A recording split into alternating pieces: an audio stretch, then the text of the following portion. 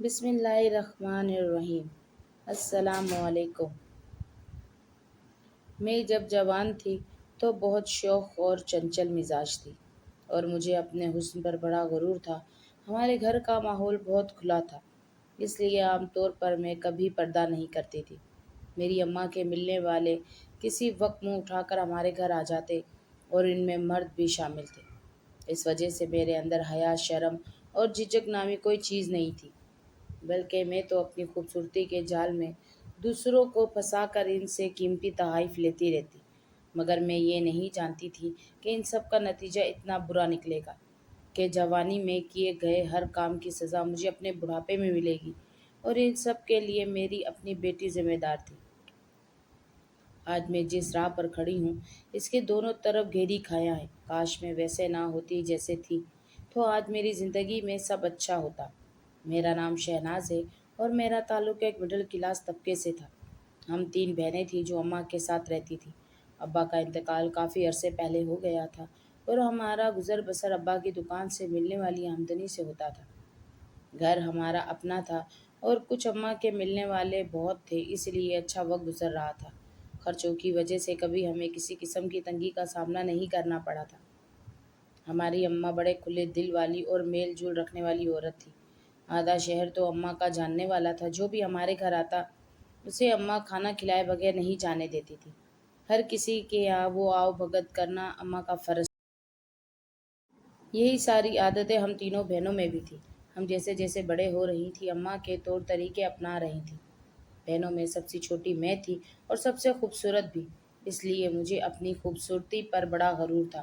میں اسکول جاتی تھی اور بڑی دونوں بہنوں نے میٹرک کر لیا تھا اور اب گھر میں رہ کر گھرداری سیکھ رہی تھی اور اپنے لیے اچھے رشتوں کا انتظار کر رہی تھی، کیونکہ اماں شروع سے کہتی تھی کہ میں اپنی بیٹیوں کے رشتے ایسی جگہ کروں گی جہاں پر انہیں روپے پیسے کی کمی نہ ہو۔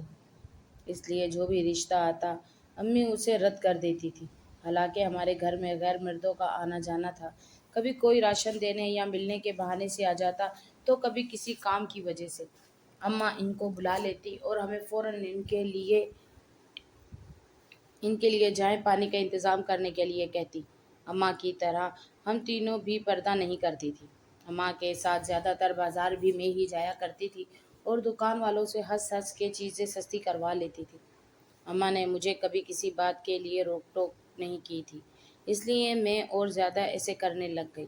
اور پھر جب میری سب سے بڑی بہن کی شادی ہماری کر دی تو مجھے بھی شادی کا بڑا شوق ہو گیا، کیونکہ بڑی بہن کو اماں نے بہت کچھ ذہن میں دیا تھا اور وہ سارا دوسروں کی امداد کی وجہ سے ممکن ہو پایا تھا۔ میرا بھی دل چاہتا تھا کہ جلدی سے میری بھی شادی ہو جائے اور مجھے ڈھیر سارے کپڑے اور جویلری شادی میں مل جائیں۔ تبھی مجھے ان چیزوں کا لالچ پیدا ہوا اور میں نے اپنے گھر آنے جانے والے مختلف لوگوں سے دوستیاں شروع کر دی۔ میں ان کو بڑے ناز اور انداز دکھاتی اور مسکرا مسکرا کے ان کے سامنے آتی جاتی۔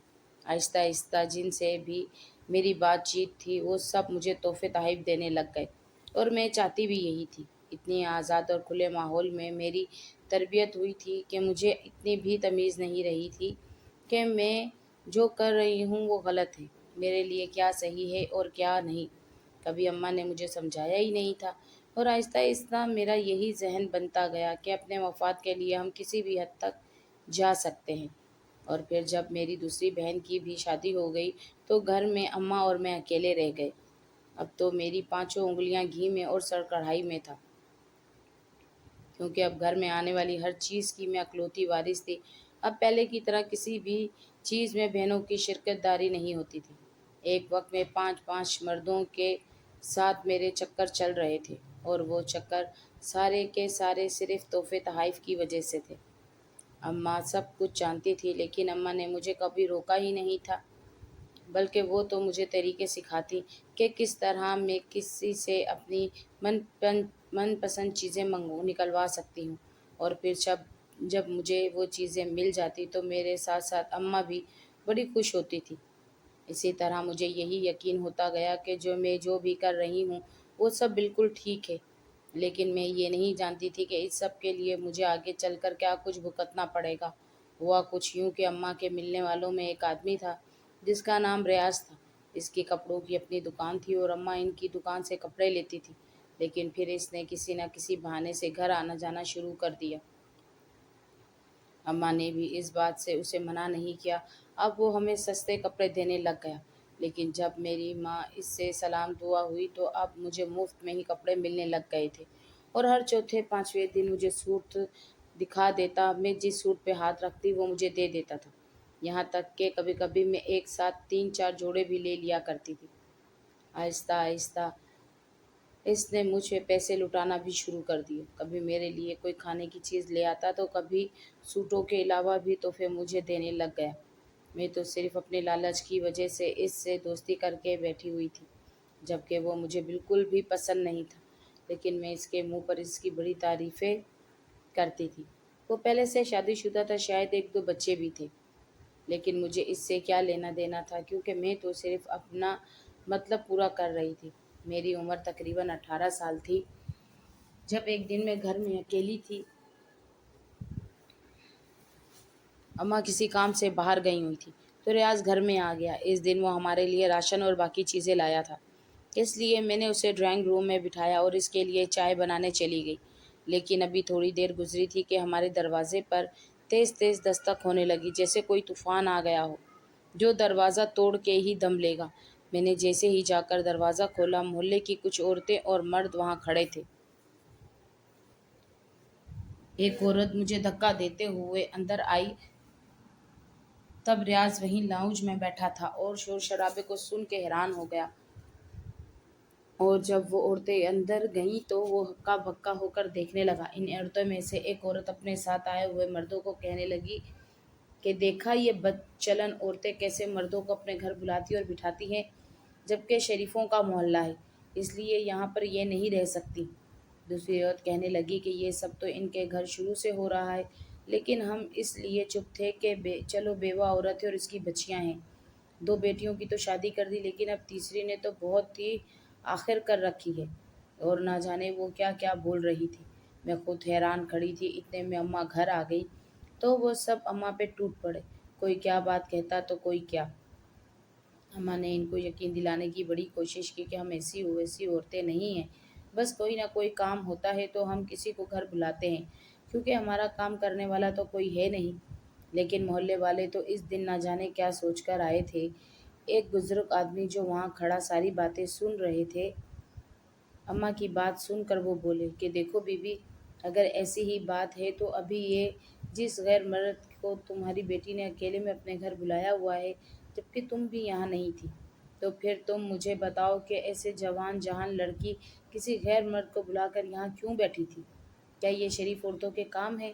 تو میری اماں نے بات بنانے اور عزت رکھنے کے لیے جھوٹ بول دیا اور کہنے لگی یہ کوئی غیر نہیں ہے، بلکہ میری بیٹی کی اس کے ساتھ منگنی ہوئی ہے اور شادی بھی ہونے والی ہے۔ اماں کی بات سن کر تو میرے حیرت سے منہ کھلا کا کھلا رہ گیا، لیکن اس وقت میں کچھ بول نہیں سکتی تھی۔ ریاض بھی خاموش کھڑا تھا۔ جب اماں نے ریاض سے کہا کہ بتاؤ ریاض، تم میری بیٹی کے منگیتر ہو اور تمہاری اس سے شادی ہونے والی ہے، تو ریاض فوراً بولا کہ ہاں بالکل، اور میں تو یہ کچھ سامان لے کر آیا تھا، اور ویسے بھی یہ ہمارے گھر کا معاملہ ہے، اس میں کسی کو بولنے کی ضرورت نہیں۔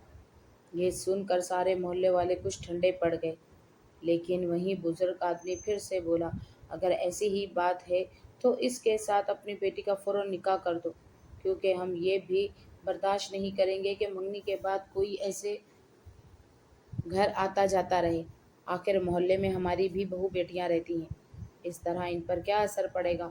سارے ہجوم نے اس بزرگ کی ہاں میں ہاں ملائی، اور اسی وقت ایک عورت کہنے لگی کہ بھائی ہمیں تو ان ماں بیٹی پر یقین نہیں، اگر آپ لوگ کہتے ہیں تو ہم مان لیتے ہیں، لیکن ابھی دودھ کا دودھ اور پانی کا پانی ہو جائے گا، کوئی جا کر ذرا قاضی صاحب کو بلا کر لائے، اگر یہ واقعی اس کا منگیتر ہے تو ابھی اپنی بیٹی کا نکاح اس آدمی سے کروا دے، پھر چاہے یہ دن میں ادھر آئے یا رات کو، ہمیں اس سے کیا۔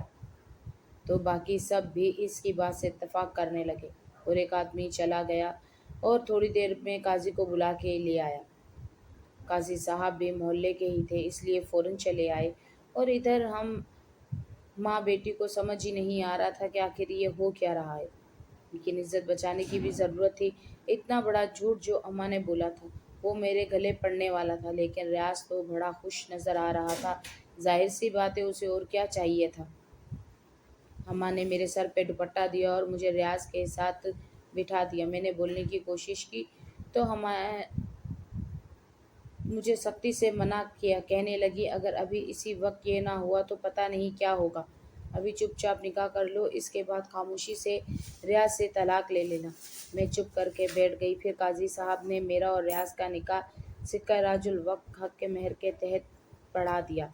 इस निकाह ने तो मेरी ज़िंदगी को बिल्कुल ही बदल के रख दिया, क्योंकि निकाह के बाद तो रियाज चला गया था, लेकिन दूसरे दिन शाम को ही आ गया और अम्मा से कहने लगा कि अभी मैंने घर का इंतज़ाम नहीं किया, तब तक मैं यहीं आऊँगा। लेकिन आज के बाद कोई भी गैर मर्द इस घर में नज़र आया तो मुझसे बुरा कोई नहीं होगा, और जल्द ही मकान का इंतज़ाम करके मैं अपनी बीवी को यहाँ से ले जाऊँगा। अम्मा इसकी बात सुन के बड़े गुस्से में आ गई और कहने लगी कि तुम होते कौन हो मुझे ये सब कहने वाले। तो वो अम्मा से भी तेज़ आवाज़ में बोलने लगा और कहा कि मैं इस घर का दामाद हूँ और अब ये मेरी इज्जत का सवाल है, इसलिए जो कह रहा हूँ इस पर अमल करना वरना पछताओगी बहुत। ये कहकर वो घर से चला गया। मैं कमरे में बैठी सब सुन रही थी। इसके जाने के बाद मैं बाहर निकली और अम्मा से कहा कि तुम तो कह रही थी कि इससे तलाक ले लेना, लेकिन क्या ये मुझे अब तलाक देगा? तो अम्मा खामोश हो गई और कहने लगी कि अभी मुझे कुछ समझ नहीं आ रहा, थोड़े दिन बाद देखते हैं। लेकिन दूसरे दिन रियाज फिर आ गया। इसने यहीं पर खाना खाया और कहने लगा कि आज रात में सोऊंगा भी यहीं पर। मेरी तो जान पे बनाई वो मेरे लिए बहुत खूबसूरत जोड़ा भी लाया था। कहने लगा कि इसमें से कोई भी जोड़ा पहन के तैयार हो जाओ, फिर हम थोड़ी देर बाहर चलते हैं। मैंने खामोशी से सूट उठाया और बिली बेदिली से तैयार होकर इसके साथ बाहर चली गई। थोड़ी बहुत शॉपिंग की और बाहर घूम फिर के जब वापस आए तो वो मेरे कमरे में बेड पे लेट गया। मुझे रह रह के मोहल्ले वालों पर इतना गुस्सा आ रहा था जिसकी वजह से मेरी ज़िंदगी बर्बाद हो गई थी। मैंने तो सोचा भी नहीं था कि मुझ जैसी खूबसूरत और कम उम्र लड़की की शादी इस तरह से एक अधेड़ उम्र के गंजे मर्द से हो जाएगी। मैं मुंह लटका के अपनी किस्मत पे मातम करती हुई वॉशरूम में चली गई। लेकिन जो हो चुका था उसे कोई नहीं बदल सकता था। कुछ दिन बाद अम्मा ने इसको बड़े मीठे अंदाज में समझाने की कोशिश की कि इस दिन जो हुआ वो सब इत्तेफाक था। लेकिन तुम खुद सोचो कि पहले से शादीशुदा हो, बच्चे वाले हो, इतनी कम उम्र बीवी की क्या ज़रूरत है? तुम मेरी बेटी को तलाक दे दो। ये सुनकर हत्ते से उखड़ गया और कहने लगा कि मैं इज्जतदार और गैरतमंद इंसान हूँ। अब शहनाज मेरे निकाह में है और मैं उसे हरगिज़ तलाक नहीं दूंगा, बल्कि एक हफ्ते में अपना सामान वगैरह पैक कर ले, क्योंकि मैं उसे अपने साथ यहाँ से ले जाऊंगा। तो अम्मा ने रोते हुए इसके सामने हाथ जोड़ दिए और कहा कि ठीक है, तलाक ना दो, लेकिन यहाँ से भी तो ना लेके जाओ। मैं अकेली कैसे रहूँगी? जब तक मैं ज़िंदा रहूँ यहीं मेरे पास ही रहने दे। सुनकर रियाज कहने लगा कि ठीक है, शहनाज यहीं रहेगी, लेकिन ये याद रखना कि ये मेरी बीवी है और हमेशा रहेगी। मेरे लिए ये सब कबूल करना बहुत मुश्किल था, लेकिन इसके अलावा अब कोई चारा ही नहीं था। रियाज ने तो मेरे बारे में अपने घर वालों को भी बता दिया था। वो अलग बात थी कि रियाज की फैमिली मुझे किसी भी तरह कबूल करने को तैयार नहीं थी। इसके बावजूद रियाज ने मुझे नहीं छोड़ा। मैं अम्मा के साथ अम्मा के घर में ही रहती थी। रियाज रोज़ाना चक्कर लगाता और एक रात के बाद अगली रात मेरे पास रुकता था। ऐसे ही मेरे यहाँ पहली औलाद मेरा बेटा पैदा हो गया। मैंने इसका नाम ज़रमीन रखा। इसके पैदा होने के बाद मुझे उम्मीद थी कि रियाज मुझे अपने ख़ानदान से मिलवाएगा या अपने साथ ले जाएगा, लेकिन इसने ऐसा नहीं किया। वो कहता था कि तुम्हें मेरे ख़ानदान वालों से क्या लेना देना? जब मैं तुम्हारे साथ हूँ और अपनी औलाद को अपना नाम दे रहा हूँ, तुम्हारे लिए इतना ही काफ़ी होना चाहिए। फिर रियाज ने मेरी अम्मा के इंतकाल के बाद मेरी दोनों बहनों से बात करके इस घर के हिस्से में से जो हिस्सा इनका बनता था वो रकम इनको अदा कर दी और घर मेरे नाम कर दिया। तब भी मुझे कुछ तसल्ली हुई, क्योंकि अब कम से कम कोई ठिकाना तो मेरे नाम पर था। बेशक वो मेरी माँ का ही घर था, लेकिन अब मुकम्मल तौर पे मैं ही इनकी मालकिन थी। रियाज हर महीने घर में राशन डलवा देता और पूरे महीने का खर्चा मुझे दे देता था, लेकिन इसने मेरे अकेले घर से बाहर आने जाने पर پابندی کر رکھی تھی۔ سبزی وغیرہ بھی میں گلی میں آنے والے ریڑھی سے لے لیتی تھی، لیکن اگر کہیں پہ جانا ہوتا تو ریاض کے ساتھ ہی جاتی تھی۔ مجھے روپے پیسے کی تنگی نہیں تھی، میں بس یہ چاہتی تھی کہ ریاض مجھے اپنے خاندان والوں سے ملوائے اور میرا بھی وہاں پر آنا جانا ہو، لیکن اس نے ایسا نہیں کیا۔ اور پھر سال بعد میرے یہاں بیٹی کی پیدائش ہوئی تو ریاض کہنے لگا کہ بس اس سے زیادہ بچے بھی نہیں چاہتا ہوں، کیونکہ پہلی بیوی سے بھی میرے 3 بچے ہیں اور اب یہاں بھی 2 ہو گئے۔ میں ان کو ہی اچھی زندگی دے لوں وہی کافی ہے۔ اور جب میرے بچے اسکول جانے کے قابل ہو گئے تو ریاض نے انہیں ایک پرائیویٹ اسکول میں داخلہ کروایا جو قریب ہی تھا، تاکہ میں انہیں چھوڑنے اور لے جانے کا کام کر سکوں۔ میں پھر پوری طرح اپنے بچوں میں مصروف ہو گئی، لیکن میں اس زندگی سے تنگ آ گئی تھی۔ میں تو پہلے والی شہناز لگتی ہی نہیں تھی۔ بچے کچھ بڑے ہو گئے تو میں نے دوبارہ سے اپنا خیال رکھنا شروع کر دیا۔ ریاض کے بھائی، بیوی اور بہنیں بھی میرے بارے میں جانتی تھیں، اس لیے میرے سے اس بات کا مطالبہ کرتیں کہ دونوں دکانوں میں سے ایک دکان بھی میرے نام کر دیں، تاکہ کل کو کوئی اونچ نیچ ہو جاتی ہے تو میرے بچے بھوکے نہ سوئیں۔ تب ریاض نے چھوٹی والی دکان میرے بیٹے کے نام کر دی تو مجھے سکون ملا۔ اس دکان کے کاغذات بھی میرے پاس الماری میں پڑے رہتے تھے۔ اور پھر جب میرے بچے میٹرک کر کے کالج میں پہنچے تو اچانک ایک ایکسیڈنٹ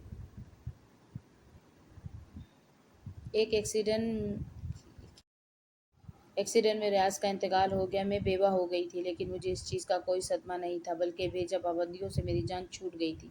اور پھر جب میری عدت پوری ہوئی تو میں اپنے بیٹے کو ساتھ لے کر ریاض کی پہلی بیوی کے گھر پہنچ گئی، کیونکہ ریاض کے انتقال کے بعد جب تک میں عدت میں رہی مجھے دکان سے آمدنی کا کوئی حصہ نہیں مل رہا تھا، اس لیے میں اپنا حق مانگنے وہاں چلی گئی۔ جاتے ہوئے میں ایک دکان کے کاغذات بھی ساتھ لے گئی تھی اور میں نے ان سے صاف صاف بات کی کہ چھوٹی دکان میرے بیٹے کے نام ہے، اس لیے آج سے وہ باپ کی جگہ دکان پر جائے گا اور دکان کی آمدنی کا 1 روپیہ بھی کسی اور کو نہیں ملے گا۔ ریاض کے گھر والے پہلے سے ہی یہ بات جانتے تھے، اس لیے انہوں نے اس بات پہ کوئی ہنگامہ نہیں کیا، بس یہ کہا کہ اپنی دکان کے ساتھ جو مرضی کرو، جیسے چاہو کھاؤ پیو، لیکن آج کے بعد دوبارہ یہاں پہ قدم نہیں رکھنا۔ تو میں اپنے بیٹے کو لے کر وہاں سے آ گئی۔ میرا بیٹا میٹرک کر چکا تھا اور اس کے پڑھنے لکھنے میں بھی کوئی اتنا دل نہیں لگتا تھا، اس لیے میں نے اسے دکان کی ذمہ داری دے دی۔ دکان پہ پہلے سے جو کام کرتے تھے وہ تجربے کار تھے، میرا بیٹا صرف گدی سنبھالتا تھا۔ اس طرح وہ جلدی کاروبار کے معاملات سمجھ گیا۔ اس نے دکان سنبھالی، لیکن اب پہلے جیسے آمدنی نہیں رہی تھی، یا شاید میرا بیٹا مجھ سے چھپاتا تھا۔ میں جب اس سے پوچھتی تو وہ کہتا کہ کاروبار خراب ہوا ہے، اس لیے جو مل رہا ہے وہ ہی بہت ہے۔ میں یہ سن کر خاموش ہو جاتی۔ ادھر میری بیٹی جوان ہو گئی تھی، لیکن وہ پتہ نہیں کس پہ گئی تھی، بہت بدتمیز اور بددماغ لڑکی تھی۔ حالانکہ میں نے تو اس کی ایسی تربیت نہیں کی تھی، لیکن سچ تو یہ تھا کہ وہ میری جیسی خود غرض اور خود پرست ثابت ہوئی تھی جیسے میں جوانی میں تھی۔ اس لیے اب میں اسے کیا کہتی، اسے سمجھانے کی کوشش کرتی تو وہ میرے ساتھ بدتمیزی کرنا شروع کر دیتی۔ پھر میں نے دونوں بچوں کو ان کے حال پہ چھوڑ دیا۔ چند سال گزرے تو میرے بیٹے نے کہا کہ وہ کسی کو پسند کرتا ہے اور اس سے شادی کرنا چاہتا ہے۔ میں نے بیٹے کی پسند کو اپنانے میں ہی عافیت سمجھی، کیونکہ وہی میرا اکلوتا سہارا تھا۔ اس لیے رشتہ لے کر اس لڑکی کے گھر چلی گئی جس کا اس نے بتایا تھا، اور چند مہینوں میں اسے بہو بنا کر اپنے گھر لے آئی۔ لیکن اس لڑکی نے آتے ہی میرے بیٹے پہ قبضہ کر لیا اور اب وہ میرے گھر پر بھی قبضہ کرنا چاہتی تھی۔ میرے ساتھ تو عجیب سلسلے شروع ہو گئے تھے جو تھمنے کا نام نہیں لیتے تھے۔ بہو نے بیٹے کے دل و دماغ میں آہستہ آہستہ زہر بھرنا شروع کر دیا، جس کا نتیجہ یہ ہوا کہ دکان سے جو روز کا خرچہ آتا تھا وہ اب بیٹا مجھے دینے کی بجائے اپنی بیوی کو دینے لگ گیا، اور پھر چند مہینوں میں وہی سیاہ سفید کے مالک بن گئے۔ میری بیٹی کی اور بہو کی بالکل بھی نہیں بنتی تھی۔ روزانہ ان کی کسی نہ کسی بات پہ لڑائی ہو جاتی، کیونکہ بہو کو اپنی نند برداشت نہیں تھی اور نند اپنی بھابھی سے دبتی نہیں تھی، وہ تو بھائی سے بھی نہیں ڈرتی تھی۔ میں اس روز کے جھگڑے سے بہت تنگ آ چکی تھی۔ پھر جب ایک دن میری بیٹی نے کالج میں اپنے ساتھ پڑھنے والے ایک لڑکے کا مجھے بتایا کہ وہ اس سے شادی کرنا چاہتا ہے اور بہت امیر گھرانے کا ہے، تو میں نے فوراً اپنی بیٹی کو کہہ دیا کہ جس سے کہو گی میں شادی کروا دوں گی۔ لیکن میری بیٹی کہنے لگی کہ مجھ سے شادی تو کر لے گا، لیکن میرے گھر والوں سے تعلق نہیں رکھے گا کیونکہ وہ بہت امیر لوگ ہیں۔ یہ سن کر میں خاموش ہو گئی کہ جب بیٹی اماں کو یہ کہہ رہی ہے تو میں اسے کیا کہوں۔ میں نے اسے کہہ دیا کہ ٹھیک ہے، جیسے تمہیں بہتر لگے تم کر لو۔ تقریباً 1 مہینے بعد میری بیٹی نے مجھے اطلاع دی کہ فلاں میرج ہال میں میری اور زبیر کی شادی ہے اور اماں تم بس اس نہال میں آ جانا، لیکن وہی کپڑے پہن کر آنا جو میں تم کو دلواؤں گی۔ میں خاموشی سے اس کی باتیں سنتی رہی، لیکن میں نے اس سے جب یہ کہا کہ اپنے بھائی اور بھابھی سے تو کہو تو وہ کہنے لگی کہ تم میری ماں ہو اور میں صرف تمہارے سے کہوں گی، بھائی اور بھابھی سے میرا کوئی تعلق واسطہ نہیں۔ میں اس کی بات سن کے بالکل چپ ہو گئی اور جیسا اس نے کہا ویسے ہی میں نے کیا، لیکن اس کی شادی کے بعد میں نے اسے مجبور نہیں کیا کہ وہ خود یہاں اپنے شوہر کو لے کے آئے میرے گھر، کیونکہ میرا بیٹا تو بہن کی شکل نہیں دیکھنا چاہتا تھا جس نے بھائی اور بھابھی کی شرکت کے بغیر اپنی مرضی سے شادی کر لی تھی۔ اور پھر جب میری بیٹی کی شادی کو 1 مہینہ ہو گیا تو بہو نے سازش کر کے ہم ماں بیٹا کو لڑوا دیا۔ اس دن میرے بیٹے نے مجھے صاف صاف کہہ دیا کہ وہ مجھے مزید اپنے ساتھ نہیں رکھ سکتا۔ یہ سن کے مجھ پر آسمان گر پڑا۔ مجھے یقین نہیں آ رہا تھا کہ میرا بیٹا مجھے یہ کہہ رہا ہے، لیکن میں جانتی تھی کہ وہ کبھی بھی اپنی بات سے پیچھے نہیں ہٹے گا، کیونکہ وہ مکمل طور پہ بیوی کے ہاتھوں میں کٹلی بنا ہوا تھا۔ اس لیے میں نے اپنی بیٹی کو روتے ہوئے فون کیا اور اسے ساری بات بتائی تو وہ کہنے لگی کہ ٹھیک ہے ماں، تم ایسا کرو کہ ٹیکسی کروا کے میرے گھر آ جاؤ، لیکن یہاں رہنے کے لیے تو ایک شرط ہوگی، کیونکہ میں اپنے سسرال والوں کو یہ نہیں بتا سکتی کہ میری ماں میرے پاس رہنے آ رہی ہے، اس لیے تمہیں میرے گھر میں نوکرانی بن کے رہنا ہوگا۔ یہ سن کر میں بہت دکھی ہوئی، لیکن میرے پاس کوئی اور راستہ نہیں تھا، اس لیے میں نے اسے کہا کہ جیسے وہ کہے گی میں ویسا ہی کروں گی۔ پھر ایک بیگ میں اپنے کپڑے رکھ کے میں روتے ہوئے اپنے گھر سے نکل گئی اور جب اپنی بیٹی کے گھر پہنچی تو وہاں کی شان و شوکت دیکھ کر میں دنگ رہ گئی۔ ایک طرف مجھے خوشی بھی ہو رہی تھی کہ وہ اتنی امیر گھر کی بہو ہے، اور یہ دکھ بھی ہو رہا تھا کہ میں ان کی نوکرانی بن کے وہاں گئی تھی۔ میری بیٹی نے اب تک جس سسرال کا کہہ کر مجھے چپ کروا کے رکھا تھا، اس سسرال میں صرف اس کا سسر شامل تھا۔ سسر کے علاوہ اتنی بڑی کوٹھی میں میری بیٹی اور داماد اکیلا رہتے تھے۔ ساس کا انتقال ہو چکا تھا اور زبیر اپنے والدین کا اکلوتا بیٹا تھا۔ مجھے یہ سب جان کر اور بھی دکھ ہوا کہ میری بیٹی کتنی خود غرض ہے، لیکن جب میں وہاں رہنے لگی تو مجھے اس کی خود غرضی کا اصل چہرہ بھی نظر آ گیا۔ اس نے تو واقعی مجھ سے نوکرانیوں کی طرح کام کروانا شروع کر دیا۔ میں اس کے کہنے پر 3 4 طرح کے کھانے بناتی اور بھی گھر کے بہت سارے کام اس نے میرے ذمہ ڈال دیے تھے۔ جب میں اکیلی ہوتی تو وہ مجھے کہتی کہ تم میری ماں ہو، تم سے زیادہ اچھے طریقے سے میرا گھر کون سنبھال سکتا ہے، لیکن اپنے سسر اور شوہر کے سامنے میرے ساتھ بالکل ایسی بات کر دیتی تھی جیسے میں اس کی ماں نہیں بلکہ ملازمہ ہوں، جبکہ میرا داماد یہ بات جانتا تھا کہ میں ملازمہ نہیں ہوں، اس کی بیوی کی ماں ہوں۔ وہ اچھا لڑکا تھا اور میری بہت عزت بھی کرتا تھا۔ جب کبھی موقع ملتا مجھ سے اچھے طریقے سے بات کرتا اور میرا حال بھی پوچھتا، بلکہ میں نے یہ بھی نوٹ کیا تھا کہ زرمین اس کے رویے کا زبیر کو دکھ ہوتا تھا۔ ہو سکتا ہے وہ زرمین کو یہ بھی سمجھاتا ہو کہ ماں کے ساتھ اس طرح کا رویہ اختیار نہیں کرتے، مگر میں جانتی تھی کہ میری بیٹی کسی کی نہیں سنتی اور یہ سب میرے اپنے ہی کیا دھرا تھا۔ میں جوانی میں خود ایسی تھی، میں نے کبھی اپنی ماں کی نہیں سنی تو آج میری بیٹی نے میری کیا سننی تھی۔ زرمین کے سسر بہت نفیس آدمی تھے، لیکن میں نے کبھی ان کو بولتے ہوئے نہیں دیکھا تھا۔ اگر میں ان کے لیے چائے بنا کر لے جاتی تو وہ مجھے اشارے سے وہاں چائے کا کپ رکھنے کا کہہ دیتے، یا کبھی اور بھی کوئی کام ہوتا تو کبھی بھی ڈائریکٹ مجھے نہیں کہتے تھے، بلکہ زبیر ہی مجھے ان کے کاموں کے بارے میں سمجھاتا تھا، کیونکہ میری بیٹی کو تو شاپنگ اور پارٹیوں سے فرصت نہیں تھی کہ وہ اپنے گھر یا سسر کا خیال رکھ سکے۔ پتہ نہیں زبیر کس طرح زرمین کے ساتھ گزارا کر رہا تھا۔ مجھے وہاں رہتے ہوئے 3 مہینے ہو چکے تھے۔ میں سرونٹ کوارٹر میں رہتی تھی، میرے علاوہ اور کوئی بھی ملازم 24 گھنٹوں وہاں نہیں رکتا تھا، سب جز وقتی ملازمین تھے۔ ایک دن میں اپنے کوارٹر میں آرام کر رہی تھی کہ زبیر میرے پاس آیا تو میں فٹافٹ اٹھ کے بیٹھ گئی۔ میں نے اسے کہا کہ بیٹا تم مجھے وہاں بلا لیتے، تو کہنے لگا کہ کوئی بات نہیں، مجھے آپ سے کچھ ضروری بات کرنی تھی۔ اس نے کہا کہ زرمین اس وقت گھر پر نہیں ہے، تو مجھے لگا کہ یہی مناسب موقع ہے آپ سے بات کرنے کا۔ میں نے کہا کہ ایسی کیا بات ہے؟ تو کہنے لگا کہ آپ میرے بات کو غلط مت سمجھیے گا اور مجھے سمجھنے کی کوشش کیجیے گا۔ دیکھیں، میں سب کچھ دیکھ رہا ہوں کہ آپ کی اپنی بیٹی آپ کے ساتھ کیا رویہ اختیار کر رہی ہے، اور بیٹے نے تو آپ کو گھر میں رکھا نہیں۔ آپ سوچیں، اگر آپ کی بیٹی نے بھی آپ کو یہاں سے جانے کا کہہ دیا تو آپ کہاں جائیں گی؟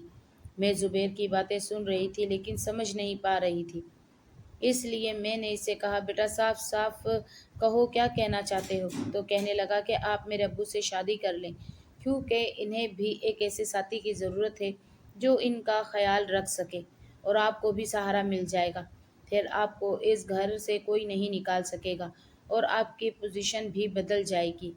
یہ سن کے تو میں بہت زیادہ حیران ہوئی کہ وہ ایسے کیسے کہہ سکتا تھا، لیکن وہ کہنے لگا کہ آپ سوچیں، اس میں کوئی برائی نہیں ہے، آپ کی عمر اتنی زیادہ تو ہے نہیں، اور پھر آپ کی حیثیت بھی اس گھر میں مضبوط ہو جائے گی۔ اس نے کہا، میں نے اپنے ابو سے بات کر لی ہے، وہ آپ سے شادی پر راضی ہیں۔ اب آپ مجھے سوچ کے بتا دیں اور میں انتظار کروں گا، آپ مجھے انکار نہیں کریں گی۔ اور اس کے بعد وہ وہاں سے اٹھ کر چلا گیا۔ میں ساری رات سو نہیں سکی، لیکن مجھے یہ بات سمجھ آ گئی تھی کہ اگر مجھے کہیں عزت کے ساتھ رہنا ہے تو ایسا کوئی قدم اٹھانا پڑے گا، ورنہ میری اولاد ہی مجھے ذلیل کرنے پر تلی ہوئی تھی۔